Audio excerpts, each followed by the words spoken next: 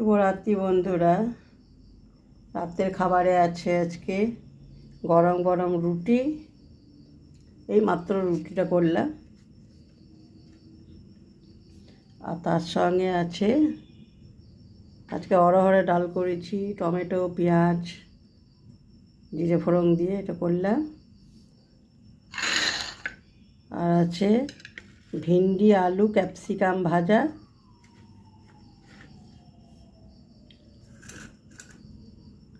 আর ডিম সেদ্ধ ডিম, এটা নুন হলুদ দিয়ে মেখে ওপর থেকে গোলমরিচ আর বিট নুন দিয়ে দিয়েছি। আর সাথে আছে মিষ্টি, এটা কালকের আনা মিষ্টি এই যে। আর আছে পেঁয়াজ, এই যে ছাঁচি পেঁয়াজ।